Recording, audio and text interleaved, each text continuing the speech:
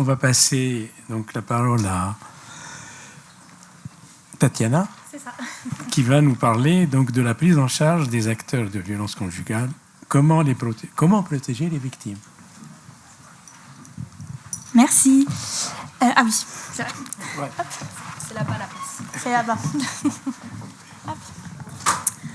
Alors, bonjour à tous et à toutes. Déjà, merci de m'avoir invitée. Donc du coup, moi, c'est Tatiana Bensafa. Donc je travaille dans une association qui s'appelle Dans le genre égal. Donc je vais vous la présenter parce qu'on n'est peut-être pas aussi connu que Planning Familial, CIDFF. D'ailleurs, on travaille beaucoup sur Paris à côté de ces associations. Donc tout d'abord, en fait, notre association Dans le genre égal, en fait, on existe depuis 2001. On est une association féministe. Donc du coup, on promue tout ce qui est égalité femmes-hommes et en fait, on lutte contre tout ce qui est violence sexiste et sexuelle. Donc du coup, moi, dans l'association, je vais être la référente violence sexiste et sexuelle parce que justement avant je travaillais dans un CIDFF, donc j'ai un peu la formation, mais je ne suis pas juriste, mais j'ai été formée à tout ce qui était violence. Donc dans un premier temps, je vais vous présenter un peu nos actions. Et en fait, la particularité de notre association, c'est qu'on prend en charge les auteurs de violences conjugales condamnés par la justice. Donc du coup, ça va faire une petite suite à protéger justement les victimes. Donc déjà, nous, au niveau de la prévention, en fait, on commence dès l'âge de 3 ans. Donc dès l'âge de 3 ans jusqu'au CE1, donc on a à peu près 7 à 8 ans, on fait des spectacles de sensibilisation de marionnettes de l'égalité. Donc nous, le but, c'est qu'on a un petit spectacle de 40 minutes où on traite tout ce qui va être stéréotype de genre et aussi tout ce qui va être limite corporelle. Donc aujourd'hui, nous, on parle de limite corporelle parce que le consentement, ça fait peur à beaucoup de gens. On a l'impression qu'on parle de sexualité à des enfants de 3 ans, alors que non. On leur dit tout simplement que leur corps, c'est leur corps et que personne n'a le droit de les toucher. Et du coup, quand on connaît les chiffres de la Civise, on se rend compte que dans chaque classe, de 30 élèves à peu près, on peut avoir 2 à 3 élèves qui sont malheureusement victimes de violences sexuelles. Donc du coup, nous, ces ateliers de marionnettes, donc c'est pas moi qui les fais, moi je suis plus au niveau des auteurs. Du coup, ça va être mes collègues. Généralement, ça dure 40 minutes. On a 4 scénettes. Chaque année, on va changer en fait les scènes parce que nous, le but, c'est de les voir de la première petite section de maternelle jusqu'au CE1. C'est comme ça qu'il y a un vrai suivi avec les élèves. Et après, en fait, les spectacles, nous, on revient en fait sur les scènes et du coup, on peut parler avec les élèves. Donc, je vous cache pas que parfois, il y a des témoignages qui ressortent de ces spectacles de sensibilisation, donc ce qui est super dans le sens où ces spectacles fonctionnent, et forcément ce qui peut être aussi très déroutant et très triste. Mais du coup, voilà, nous on est amenés parfois à faire du coup des signalements, à faire remonter au niveau de l'établissement scolaire, parce que soit on a un élève qui va dire ouvertement une phrase qui laisse sous-entendre que là il y a des violences sexuelles à la maison, soit du coup, quand on est professionnel, on sait que des fois c'est un peu flou. Et là, du coup, forcément, on fait aussi le signalement, mais du coup, on doit parler beaucoup aux enseignants, on essaye de voir en fait comment est-ce qu'on peut réagir. Ensuite, du coup, au niveau de la primaire, donc à partir du CE2 jusqu'au CM2, on a des ateliers qu'on a appelés Grandir sans clichés. Donc c'est pareil, là on va parler beaucoup plus à travers des images, des stéréotypes, à travers le sport, les jouets, les métiers, l'éducation. Et après on va aborder les limites corporelles d'une autre façon, parce que forcément ils sont un peu plus grands, on leur fait plus les spectacles de marionnettes. Donc du coup voilà, c'est pareil, généralement c'est des ateliers pour les primaires qui durent à peu près 1 heure. On peut être amené à les revoir. On essaye d'utiliser plein d'outils différents et donc du coup ça fonctionne plutôt bien. Ensuite, au niveau des collèges et lycées, on a à peu près les mêmes ateliers, sauf qu'on peut les faire aussi avec des adultes. Donc le tout premier, c'est déconstruction des stéréotypes sexistes. Donc là, en fait, on met des mises en situation aux élèves. Donc soit on travaille en groupe, soit du coup on travaille avec eux et avec elles. Et donc le but, c'est de repérer à travers, je vous dis, une petite mise en scène. Par exemple, on est dans un entretien d'embauche avec une femme, on lui demande si elle compte avoir des enfants, si elle a des enfants, vous savez, on rentre vraiment dans tout ce qui va être très sexiste. Et du coup, d'essayer de voir avec les élèves, à votre avis, ça relève de quel stéréotype de genre de base ? En fait, nous, on essaye vraiment de leur montrer le continuum des violences, que parfois, en fait, ça va aller du stéréotype, justement, jusqu'à la continuité, et en fait, on va aller sur l'agissement sexiste, l'outrage, le harcèlement, etc. Donc ça, c'est un des ateliers qui fonctionne plutôt bien, parce que du coup, on essaye de voir tout type de discrimination, et aussi parce que, malheureusement, le sexisme est assez banalisé. Ça veut dire que quand on parle, par exemple, de racisme, c'est assez Pour les élèves, c'est assez compris. Là, pour tout le monde, généralement, on voit quand il y a une situation de racisme, même si je vous dis pas qu'il n'y a pas de racistes en France, hein, malheureusement. Mais du coup, quand on parle de sexisme, il y a ce côté de dire oui, mais bon, c'était une blague, oui, mais bon, c'était pas comme ça qu'on voulait le dire. Donc nous, on essaye vraiment de leur montrer que, en fait, c'est systémique et que du coup, c'est une violence et que c'est une discrimination. Ensuite, le deuxième atelier, on va être sur tout ce qui va être sexisme et écran. Donc du coup, là, on va parler vraiment des réseaux sociaux. Donc, je vous cache pas qu'il y a une grande montée des mouvements masculinistes en France. Donc, du coup, surtout sur les réseaux sociaux, donc sur TikTok. Il n'y a pas que TikTok. On attaque beaucoup TikTok, mais il n'y a pas que eux. Donc, du coup, les élèves, malheureusement, c'est ce qu'ils ont dans leur téléphone, hein, avec la pornographie. Donc, du coup, c'est un des ateliers où on va vraiment aborder ces sujets-là. Donc du coup, nous, le but, c'est pas de leur montrer des vidéos de masculinistes. Hein. On leur donne même pas les noms de ces personnes, parce qu'on n'a pas envie de leur donner de la visibilité. D'ailleurs, je les donnerai pas non plus là. Mais voilà, le but, c'est d'essayer, à travers des petites phrases qu'on dit discrètement, quand ça prend, on sait que du coup, c'est bon, ils sont déjà dans les... Alors attention, ils sont pas masculinistes, mais ils sont déjà devant des vidéos qui circulent. Moi, honnêtement, je me suis mis sur les réseaux sociaux et j'ai fait en sorte de tomber sur les vidéos masculinistes. Donc, je peux vous dire que j'adore, quand je sors du travail, regarder tout ça. Mais du coup, en fait, je vois à quel point, pour moi, ça a été difficile de tomber dessus parce qu'il y a aussi un algorithme qui fait que quand le téléphone il va être genré au masculin, c'est beaucoup plus simple pour eux de tomber directement dessus. Moi, j'ai dû vraiment taper masculiniste, etc. pour à un moment donné être un petit peu comme un garçon. Ça veut dire recevoir en fait toutes les mêmes informations. Donc c'est-à-dire je dois faire attention de ne pas regarder des choses qui sont correctes, on va dire, pour que je reste dans ce réseau-là. Voilà. Je ne sais pas si vous m'avez compris, mais en gros, voilà, c'est pour pouvoir voir ce que les élèves voient. Je peux vous dire que c'est très choquant et que c'est très grave et que malheureusement, en fait, ça circule beaucoup. Donc nous, c'est ce qu'on va aborder avec les élèves. Et du coup, aussi beaucoup la pornographie. Et ça me fait une ouverture sur notre troisième atelier qu'on fait un petit peu comme au planning, ils vous ont parlé. Donc l'atelier EVARS, nous on l'a appelé aussi comme ça, son éducation à la vie affective, relationnelle et sexuelle. Et là du coup nous on les fait à partir de la 4e. Alors notre petite particularité c'est que nous on les fait en non-mixité. C'est un choix de notre part, mixité c'est aussi super, on aimerait bien que ça puisse être les deux. Sauf que du coup on s'est rendu compte que quand on parle de sexualité, les filles généralement elles n'osent pas forcément participer devant tout le monde. Il y a la peur justement de tout ce qui va être réputation, du jugement. Donc en fait, on fait en non-mixité. Mais par contre, on voit exactement les mêmes sujets. Quand on va parler des règles, de l'endométriose, on en parle aussi aux garçons. Donc vraiment, on parle de tout. Quand on parle de pornographie, on en parle aussi aux filles. On parle de tout. Sauf que forcément, je vous cache pas que ce qui est triste, c'est qu'on reste pas sur les mêmes temps avec des groupes de filles, avec des groupes de garçons.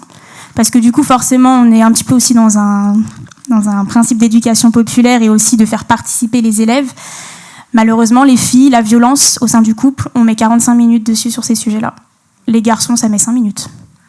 Ils veulent passer direct à autre chose. Donc nous, on ne reste pas 5 minutes, on reste plus longtemps. Mais généralement, la pornographie, beaucoup plus au niveau des garçons. Donc nous, on essaye quand même de dire tout ce qu'on a à dire. Mais généralement, pareil, ils ont le droit et elles ont le droit de nous poser des questions anonymement au tout début, en fait, sur des papiers anonymes. Ceux qui veulent pas participer, on leur dit de quand même écrire, de leur décrire j'ai rien à dire. Comme ça, en fait, on voit que tout le monde écrit et personne ne se doute de qui a posé la question. Et elles et ils peuvent le faire aussi à la fin. Donc là, c'est pareil. Malheureusement, quand on a un groupe de filles, on a beaucoup de questions en rapport avec de la violence conjugale. Donc dès 15 ans, hein, c'est pour ça qu'en fait, il n'y a pas vraiment d'âge. Dès qu'on commence à avoir de l'intimité, de toute façon, ça peut arriver dans le couple. Mais du coup, on va en avoir vraiment beaucoup. Il y en a beaucoup plus qui viennent à la fin. Et là, c'est pareil, donc c'est un peu plus différent qu'avec les enfants. Mais on a quand même beaucoup de témoignages de jeunes filles, malheureusement, victimes de viol ou victimes de violences avec leur ex ou alors du coup leur on va pas dire compagnon, mais leur copain actuel, on va dire. Ou alors beaucoup des filles qui ont été victimes de tout ce qui va être en rapport avec le cybersexisme, donc du coup des nudes qui ont circulé. Et du coup, forcément, tout le monde qui se sont mis contre elles. Où là, ça peut être très compliqué. Et parfois, on entend des filles qui font des TS, donc des tentatives de suicide, la scarification. Enfin, voilà. Je ne vais pas trop vous déprimer, donc on va continuer. Mais en tout cas, voilà, c'est des choses qui existent. Honnêtement, on a moins de témoignages au niveau des garçons. C'est pas qu'il n'y en a pas, c'est que voilà, il y a aussi un effet de groupe, il y a aussi le côté où ils vont pas forcément oser nous le dire. Donc là, en fait, on va plus être dans des ateliers généralement où on va passer d'une thématique à l'autre. Donc nous, on aborde la contraception, les IST, les violences au sein du couple, on parle d'agression, de viol, pour aussi renseigner de qu'est-ce qu'on peut faire si malheureusement on est victime ou si on connaît quelqu'un. On parle aussi forcément de la notion de consentement. Et de l'autre côté, on essaye quand même qu'on reparte avec des choses positives de l'éducation sur la vie affective, relationnelle et sexuelle. Donc on parle aussi de l'anatomie, donc l'anatomie féminine, donc avec le clitoris, parce que c'est toujours très oublié des cours d'SVT. Hein. Il y a des profs d'SVT qui refusent encore de parler d'un clitoris. Donc du coup, nous, on en parle. Et de la notion de plaisir. Donc quand on parle de notion de plaisir, hein, on est avec des élèves de 4e jusqu'en terminale, c'est de parler que le couple, c'est censé être quelque chose de bienveillant, quelque chose d'égalitaire, quelque chose en fait où on se monte vers le haut. En fait, on est censé kiffer, on va dire ça comme ça, mais on n'est pas censé en fait avoir du contrôle, on n'est pas censé avoir de l'insécurité, de la violence. Donc voilà, c'est des choses qu'on aborde avec les élèves. Ensuite, notre particularité, c'est qu'on fait beaucoup de projets avec les établissements scolaires. On peut faire des podcasts, des courts-métrages, on peut faire des affiches. L'année dernière, on a fait des collages féministes, donc du coup en plein espace public pour la réappropriation de l'espace public. Donc là c'est la partie un petit peu des élèves. Maintenant, on va partir sur les adultes. Donc on fait aussi des formations pour des professionnels, donc pour tout ce qui va être éducation justement à l'égalité et au VSS, pour tout ce qui est surtout pro de la petite enfance. Donc la posture qu'il faut avoir, comment réagir si on a une situation préoccupante ou une situation en fait à signaler tout simplement. Et du coup de tout type de formation sur les violences conjugales ou les violences sexistes et sexuelles. Et du coup, notre dernière particularité, c'est la responsabilisation d'auteurs de violences conjugales. Donc, nous, notre association, en fait, quand on a démarré en 2001, on faisait vraiment de la prévention. En 2014, donc, il y a eu une loi. Donc, si je ne me trompe pas, c'est la loi de Christine Taubira sur les stages de responsabilisation. Si je ne me trompe pas, sinon tu me dis. Et du coup, en fait, on s'est emparé du sujet en 2016. Donc, de base, quand on entend stage de responsabilisation pour auteurs de violences conjugales, honnêtement, chaque association ou chaque structure qui s'empare du sujet crée un peu l'association qu'il et elle souhaite. Voilà. Il n'y a pas un contenu que tout le monde doit avoir. Ça, c'est important de l'avoir en tête. Nous, du coup, en 2016, on a fait notre premier stage avec le SPIP 93. En fait, c'est le service pénitentiaire du 93 qui nous a contactés. Et du coup, aujourd'hui, on est presque dans tous les services pénitentiaires d'Île-de-France parce qu'on est dans le 93, le 94, 77, 75 et 78. Donc, il nous en manque 2. Voilà. Donc, du coup, nos stages, en fait, ils durent 4 jours. Donc, sur ces 4 jours, en fait, il y a soit mon collègue, soit moi, qu'on est présent pendant ces 4 jours avec, du coup, les auteurs qui sont condamnés. Ils viennent pas avec plaisir. Ils sont condamnés par la justice. Donc, du coup, ils sont obligés de le faire. D'accord. Dans les services pénitentiaires, on va pas se mentir, vu qu'ils passent par les services pénitentiaires, c'est beaucoup moins cher pour eux. Ce qui fait que, parce que ça va me permettre de vous parler un peu du profil de l'auteur, qui est qu'il n'y a absolument pas de profil. Mais c'est toute classe sociale, c'est tout âge, c'est toute origine, c'est toute religion. C'est vraiment, il n'y a aucun type de profil en fait pour les auteurs de violences conjugales. Par contre, c'est vrai qu'on ne va pas forcément avoir toutes les classes sociales, nous, dans nos stages. Mais c'est dû au fait que c'est beaucoup moins cher. Et du coup, en fait, ils vont les donner beaucoup plus à des personnes qui vont avoir moins de revenus ou du coup la gratuité. D'accord. Donc du coup, au niveau de nos stages, donc le premier jour, en fait, au début, on commençait en fait par des stages qui étaient très basés sur la psychologie. Ça veut dire qu'en fait, on avait des psychologues. Donc ça, je vous parle des premiers stages, hein, c'est plus aujourd'hui actuel. On avait des psychologues et en fait, le but, c'est qu'on voulait vraiment avoir quelque chose d'espace où chaque personne puisse en fait s'exprimer. Sauf qu'en fait, la seule chose qu'ils ont en commun, c'est que dès qu'ils arrivent, ils sont tous dans le déni et qu'ils n'ont rien fait. Et que c'est madame. Donc, en fait, c'était clairement, pour le dire, je ne sais pas comment on peut dire un autre mot, que c'était très casse-gueule de faire quelque chose de très psychologique. Parce que quand vous avez un premier discours qui dit « je n'ai rien fait, c'est madame », le deuxième « je n'ai rien fait, c'est madame », le troisième, le quatrième, on en a jusqu'à 15 devant nous. Clairement, en fait, on commençait le stage très très mal. Et en fait, honnêtement, ça servait pas à grand-chose, en fait. Donc, du coup, on a totalement changé. Nous, on insiste pendant les 4 jours à ce qu'il y ait vraiment une thérapie. Il faut vraiment qu'ils aient des thérapies en dehors de ces stages-là psychologiques, parce que pour nous, c'est essentiel.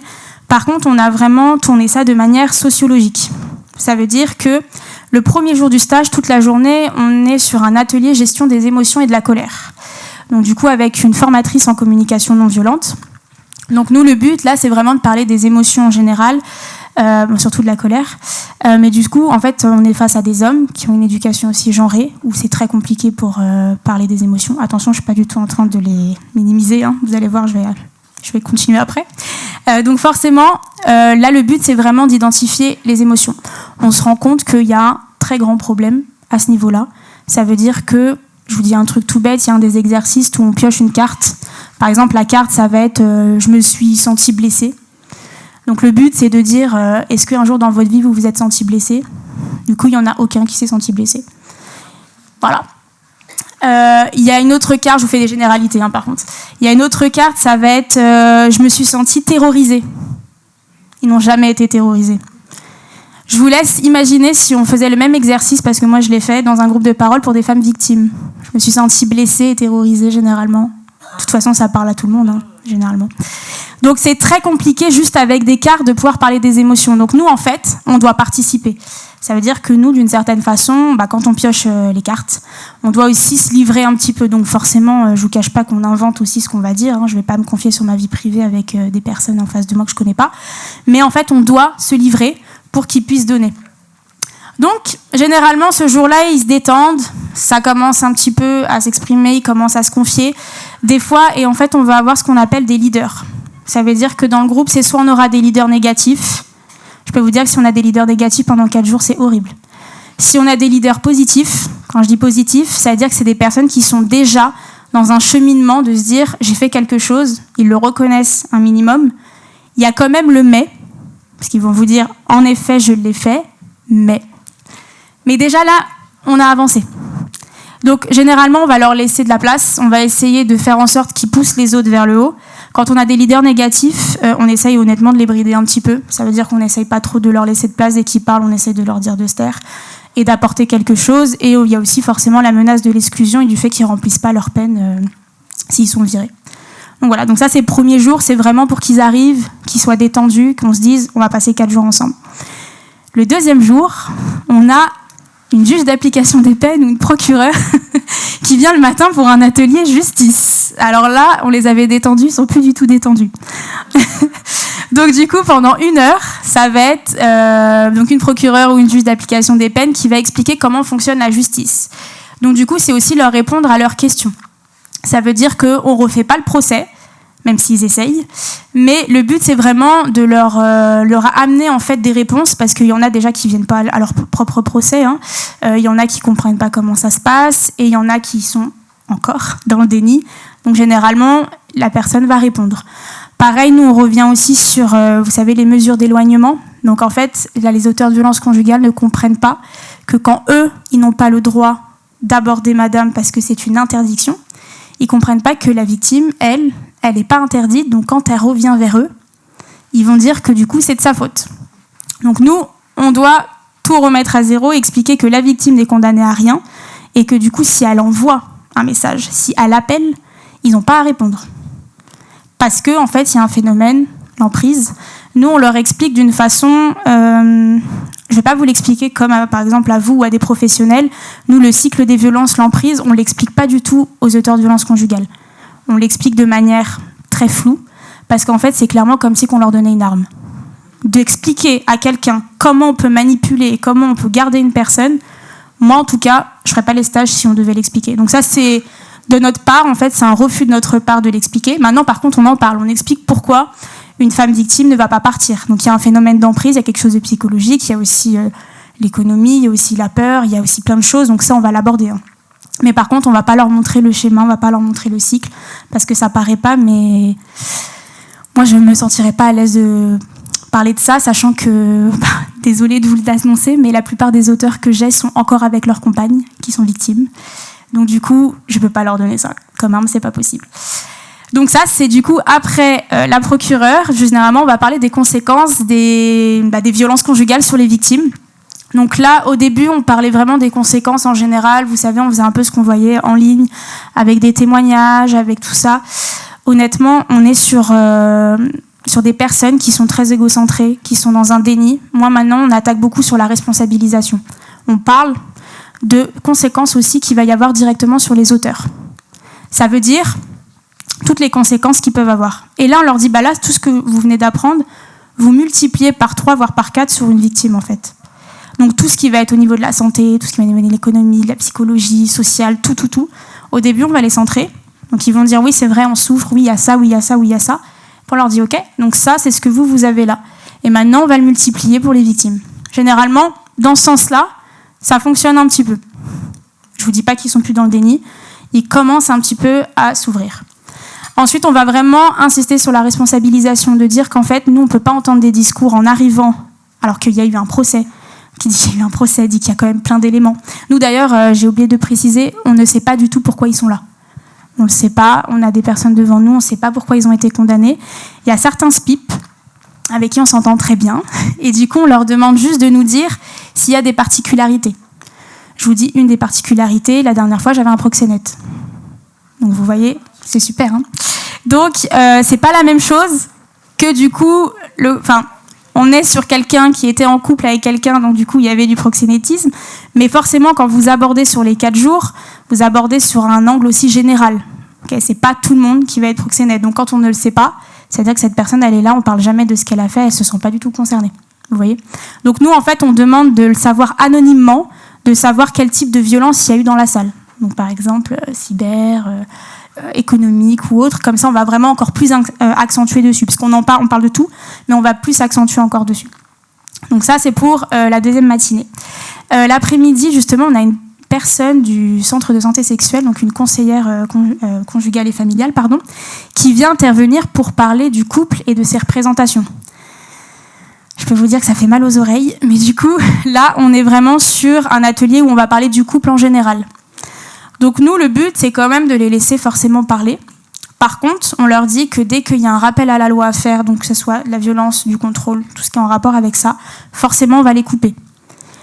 Ils le prennent plutôt bien, parce que du coup, ils se rendent compte qu'on les laisse parler, mais que forcément, ils ne sont pas là pour rien non plus. Donc si on les arrête, c'est qu'il y a un moment donné où dans ce qu'ils disent, il y a un problème. Donc, généralement, c'est un atelier qui fait beaucoup parler. C'est là où aussi on commence à voir un petit peu comment les personnes voient un peu la vision du couple, comment ils voient leur femme qui est à la maison. Donc, il y a tout qui sort, hein, pareil. Et ensuite, on parle de tout ce qui va être viol conjugal. Donc ça, c'est une surprise pour eux, en général. Ils ne savent pas que ça existe. Mais du coup, là, on va vraiment aborder le viol conjugal pendant une bonne heure et demie.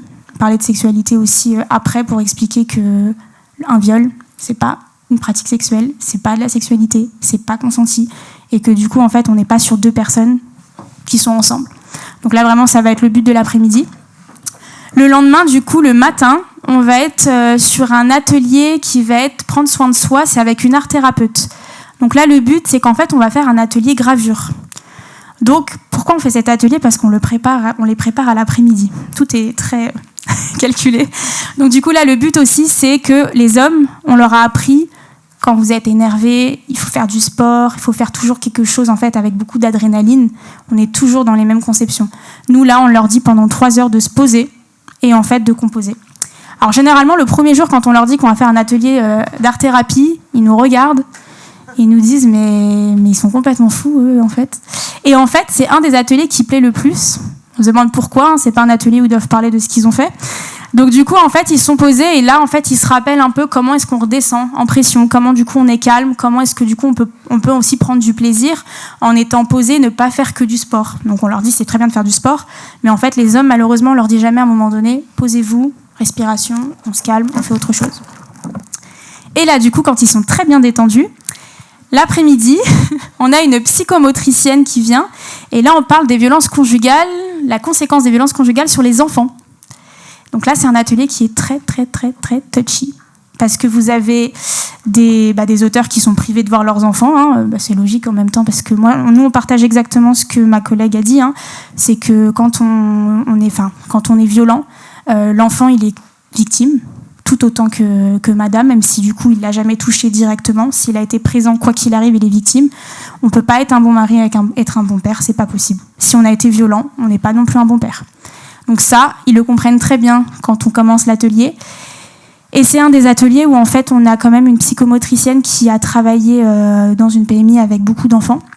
Elle avait ces techniques où en fait elle faisait dessiner les enfants des phénomènes de violence qu'ils ont pu vivre. Et en fait on les montre, enfin c'est elle qui les montre, hein, et on leur parle un petit peu de toutes les conséquences que ça peut avoir. généralement, je vous cache pas que, comme je vous ai dit, ils sont très égocentrés. En fait, ils comprennent que cet atelier, c'est eux quand ils étaient enfants. Parce que oui, on le sait, la plupart des personnes qui sont violentes ont pu connaître à un moment donné dans leur vie un schéma de violence. Ça ne veut pas dire qu'en fait, c'est obligatoirement reproduit. Ça veut dire que toute personne qui a vécu de la violence ne le reproduit pas forcément. Par contre, c'est vrai qu'en généralité, ce qu'on retrouve, c'est que quand on est violent, généralement, il y a un moment donné dans sa vie, on a connu de la violence envers nous. C'est quelque chose qu'on peut voir dans les chiffres, mais ce qui n'excuse en rien. Donc eux, généralement, ils ont l'impression qu'on leur dit, bon bah voilà, tout ça, ça s'explique pour vous. Donc d'une certaine façon, c'est vrai, on leur explique aussi ça, mais nous, on veut aussi leur parler de leurs enfants. Et là, c'est un peu plus compliqué parce que forcément, déjà, on oublie tout le phénomène des violences. Aller dire à des parents, ce que vous avez fait, c'est pas bien. Moi, je me lance pas dans des débats avec des parents sur l'éducation, par exemple. Alors imaginez quand en plus, il y a de la violence, quand il y a une interdiction, en fait. Et moi, en plus, honnêtement, je suis assez jeune, je suis face à des hommes des fois beaucoup plus âgés. Donc, en fait, il y a le côté de la gamine, elle va pas m'apprendre quelque chose pour être un père. Donc, c'est un peu compliqué. Donc, déjà, au moins, ils le comprennent pour eux. Ça veut dire qu'ils comprennent aussi pourquoi est-ce qu'ils reproduisent toutes ces violences. Et après, nous, le but, c'est d'insister sur le fait que, voilà, ça a été pour vous à un moment donné dans votre vie. Mais en fait, maintenant, c'est vos enfants. Donc, généralement, si vous avez un petit garçon qui vous voit faire ça sur maman, il y a des possibilités qu'un jour, il le reproduise. Si vous avez une petite fille, généralement, elle va l'accepter peut-être plus tard parce qu'elle va être dans des phénomènes en fait de destruction, elle va être dans des phénomènes d'emprise parce qu'elle a vu comment c'était à la maison comme ça. Donc on essaye de leur expliquer. Généralement, c'est un des ateliers qui est le plus dur pour eux. C'est très bien parce qu'à un moment donné, il faut aussi que ce soit dur pour eux. Donc du coup, c'est un atelier qui fonctionne plutôt pas bien. Donc c'est pour ça qu'on le prépare. Le lendemain, on a un atelier sociologie. Donc en fait, c'est construction du genre masculin et de la violence. Donc là, vraiment, alors soit moi, du coup, parce que je suis sociologue de formation, soit du coup des collègues. En fait, là, on va vraiment revenir en fait sur toute la construction du genre masculin, de la violence, de comment est-ce que du coup ça a été créé, comment est-ce que aussi on est dans une société patriarcale, on est une société aussi qui laisse faire, on va pas se mentir, comment tout est aussi mis pour que du coup ces violences en fait malheureusement perdurent. Mais voilà, on va vraiment reclasser tout ça à cet endroit, mais tout en disant que c'est eux qui l'ont fait, qu'ils ont un libre arbitre et qu'en fait c'est leur violence en fait c'est les conséquences de leur violence et de leur libre arbitre et que c'est pas non plus tout le reste. Et l'après-midi, on a un échange autour de l'égalité femmes-hommes, mais généralement on revient un petit peu sur tout ce qu'on a vu dans la semaine. Voilà. Généralement, c'est des ateliers qui sont plutôt bien vus. Faut savoir que j'avais fait des petits chiffres. On a vu à peu près, là cette année, on est sur 15 stages. C'est des stages de 15 jours, donc ça fait, de 4 jours, donc ça fait 15 semaines, quoi. Donc du coup, sur tous les bénéficiaires qu'on a eu, on en a eu à peu près 150. On en a 94% sur les questionnaires qu'on donne à la fin qui ont dit qu'ils souhaitaient changer de comportement. Donc c'est des questionnaires anonymes. Moi, je vous dis les chiffres maintenant au niveau de la récidive, parce que je pense que c'est une question que tout le monde se pose. Parce que nous, le but, c'est de prévenir la récidive. Malheureusement, en France, il n'y a pas vraiment de chiffres à ce niveau-là. Pareil, la récidive, c'est assez compliqué. Moi, je ne suis pas juriste, je ne pourrais pas m'embarquer dedans. Mais voilà, quelqu'un, par exemple, qui a été violent, si après, un moment donné, il fait un autre acte qui n'est pas... qui n'est pas dans la loi, ça peut être considéré comme une récidive. C'est assez complexe. On n'a pas vraiment de chiffres sur ça. Moi, mon point de vue, c'est que on espère en tout cas que ça apporte à quelques personnes qui sont là pour qu'ils puissent changer, de planter un petit peu des graines et qu'il n'y ait pas de récidive avec leur compagne ou avec d'autres compagnes. On espère que ça change. Maintenant, honnêtement, à ce niveau-là, je pourrais pas vous dire, je suis désolée. Ça va savoir dans quelques années. Mais en tout cas, voilà, nous, on le fait en y croyant et on espère que ça fonctionne. J'ai raccourci au maximum.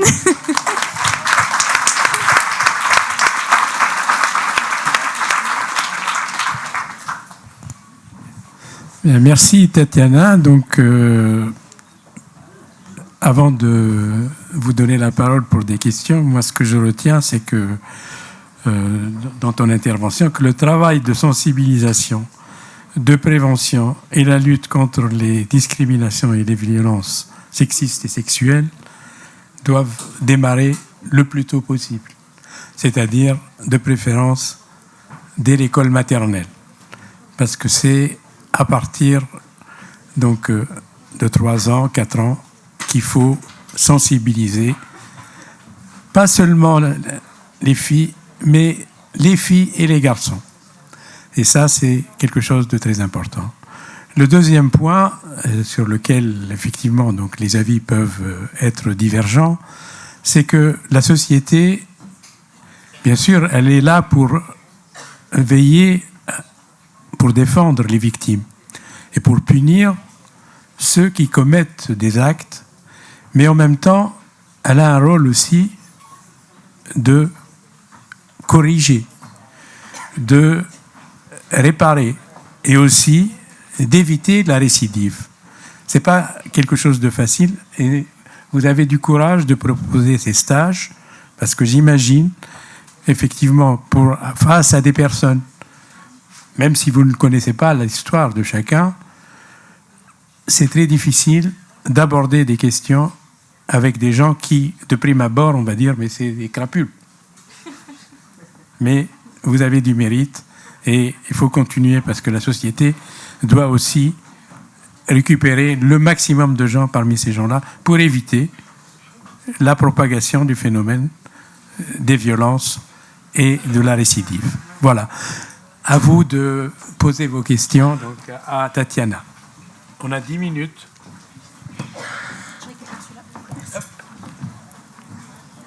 Ici. Là.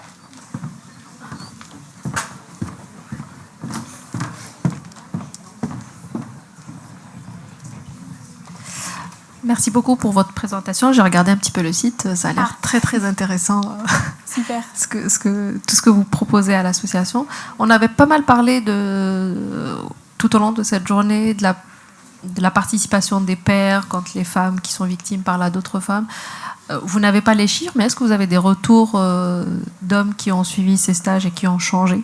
Parce que souvent aussi, quand on prend en charge des femmes, souvent, je ne sais pas si c'est heureusement, malheureusement, enfin, je ne sais pas comment le définir, elles ont envie que le partenaire change pour que la situation change. Donc, même quand elles viennent en demande, est-ce que vous avez des témoignages comme ça d'hommes qui ont changé ou qui témoignent peut-être auprès d'autres hommes aussi qui ont été auteurs de violences conjugales ? Merci.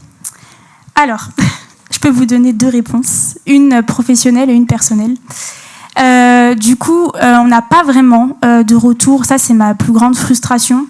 Parce que du coup, de se lever, moi je trouve que ce qu'on fait, ça a un sens et merci.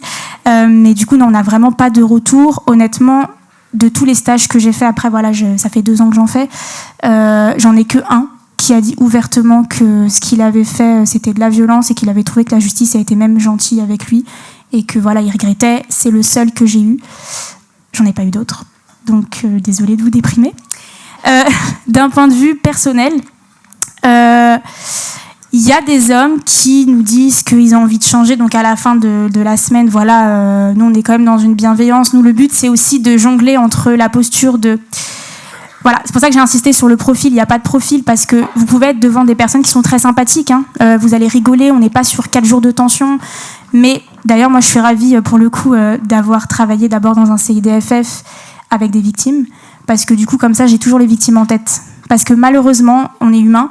Vous êtes face à des personnes, quand ils vont être agréables, vous avez ce côté où vous allez être empathique. Alors, il faut être empathique d'une façon professionnelle, où vous devez prendre ces personnes comme des humains et les accompagner.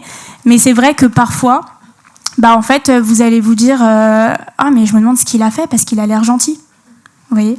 Donc du coup, là, moi, je suis contente quand même d'avoir les victimes en tête et de me dire « Non, mais il est peut-être très gentil, mais quand il rentre à la maison, c'est pas du tout la même personne. Et du coup, je sais qu'il est violent. » Donc en fait, je sais pas trop comment est-ce que du coup ça fonctionne. Je sais juste qu'il y en a quelques-uns à la fin qui nous disent qu'ils ont envie de changer pour leurs enfants. Il y en a qui nous demandent comment faire pour prendre en charge leurs enfants. Donc du coup, on leur dit aussi que on leur donne une fiche ressources à la fin, avec aussi le numéro de la FNACAV, qui est un numéro en fait qui est gratuit en fait pour les auteurs de violences conjugales. En fait, c'est un appel pour qu'ils puissent appeler cette structure. On essaie de leur donner plein d'adresses de thérapie, d'addiction, pour les enfants aussi. Mais sinon, honnêtement, j'ai pas trop de réponse à ça. Peut-être un jour, j'espère, dans quelques années, je vous dirai que ça a fonctionné. Tatiana, si je peux juste oui. apporter Juste apporter une partie peut-être de la réponse. J'ai participé à l'animation de stage de responsabilisation pendant 10 ans, donc je vois très bien ce que tu évoques. Et tu évoquais la FNACAV pour avoir discuté longtemps avec eux. L'élément sur lequel on est complètement d'accord, qu'on soit une asso féministe qui accompagne les victimes ou la FNACAV qui qui accompagne les auteurs, c'est de se dire par contre le couple dans lequel les violences se sont déroulées doit se séparer. Parce que le couple ne reprendra pas. Après, est-ce que là, on peut changer de positionnement? Est-ce que monsieur changera complètement ou pas? C'est encore différent. Mais en tout cas, dans le couple même, il vaut mieux qu'il se sépare dans tous les cas. C'est ce qui est préconisé, en tout cas, par les assos qui travaillent autour. Oui, d'ailleurs, quand on fait de la prévention, quand les filles nous demandent est-ce que vous pensez que la personne changera? Donc, si on fait des stages, nous, on pense que la personne peut changer, mais pas avec la personne avec qui elle a été. À partir du moment où dans une relation de couple, il n'y a plus d'égalité, ça veut dire que forcément, même si la personne change son comportement, à un moment donné, si elle s'énerve ou s'il y a le moindre geste, la victime, à un moment donné, elle aura forcément ces restes-là, de se dire est-ce que ça va recommencer? Est-ce que du coup, il va être violent de cette façon?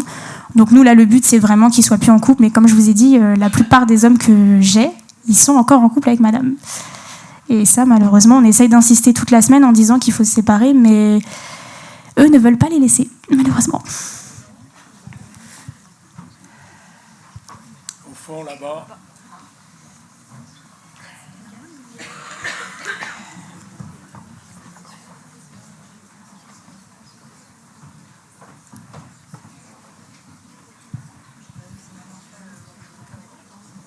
Non.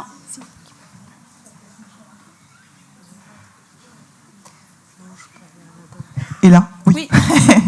En vrai, j'avais plusieurs questions, mais la principale, c'était vous. Est-ce que vous avez l'analyse de pratique pour vous? Comment est-ce que vous gérez le risque de traumatisme vicariant? Enfin bref, comment vous gérez ce que vous faites? Parce que, effectivement, c'est pas évident ce que vous recevez, quoi. Oui. Alors, du coup, quand je suis arrivée il y a 2 ans, c'était mon collègue, donc déjà mon collègue qui a beaucoup plus d'expérience que moi, on n'a pas du tout le même âge, qui faisait les stages, et c'est vrai que lui déjà s'est jamais posé la question. Moi, quand je suis arrivée, il y a eu plein de questions qu'on a dû se poser parce que j'étais une femme seule face à un groupe d'hommes. Donc il y a eu plein de choses en fait, entre mon collègue et moi, déjà les postures dans les stages, c'est pas du tout les mêmes. Et en effet, on a mis en place dans notre association, alors là pour l'instant, on a mis plus des échanges de pratiques avec mes collègues. Là, du coup, c'est vraiment que entre collègues. Tous les mois, en fait, on se fait une petite journée. En fait, on essaye d'échanger sur tous nos ateliers, pas que les stages. On a une psy du travail, je vais l'appeler comme ça, en fait, pour qu'on puisse échanger aussi avec elle. Que c'est moi qui choisis quand est-ce que je positionne du coup mes séances. Et du coup, après, au fur et à mesure, on va voir pour améliorer et mettre justement ce que vous dites. Pour l'instant, là, on commence tout doucement. Mais en effet, j'essaie de faire attention à ma santé mentale sur ça. Vous aviez une autre question, du coup? Oui, s'il y a que moi, pour l'instant, j'en profite. Brièvement, vous disiez que vous n'étiez pas dans tous les départements. Qu'est-ce qui fait, par exemple, qu'en 91, vous interveniez pas? Parce que c'est quand même Fleury-Mérogis, par exemple. Donc, c'est pas qu'on n'a pas de centre pénitentiaire, c'est qu'est-ce qui fait que vous, pour l'instant, vous ne pouvez pas être partout? Honnêtement, c'est vraiment, pour le coup, à la demande. Ça veut dire que tous les services pénitentiaires...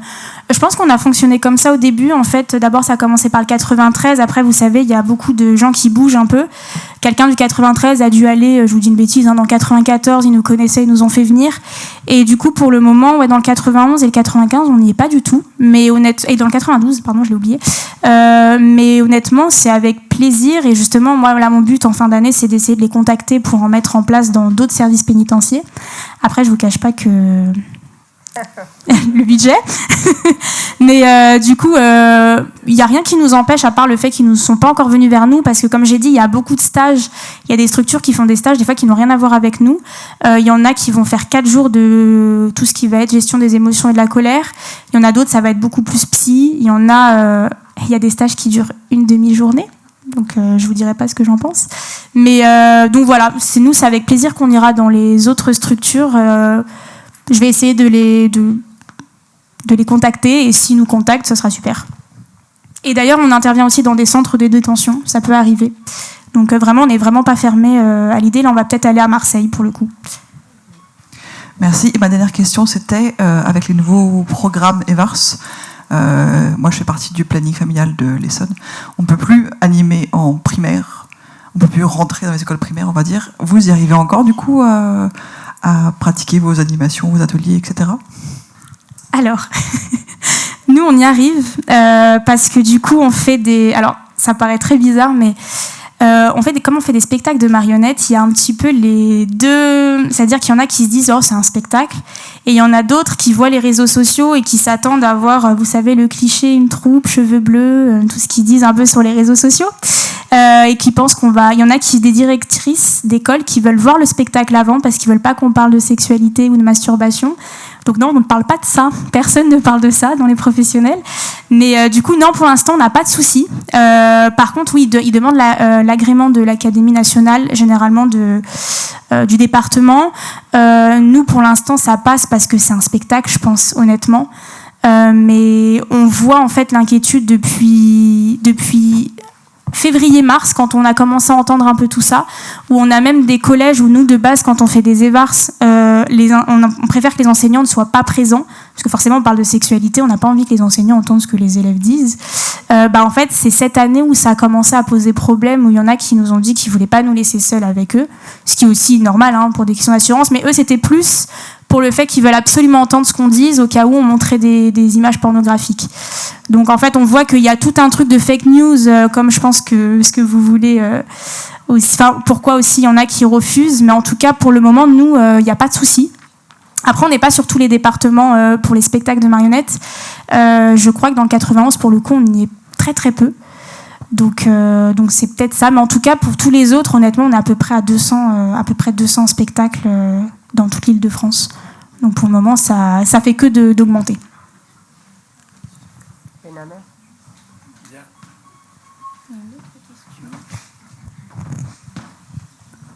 Une dernière question.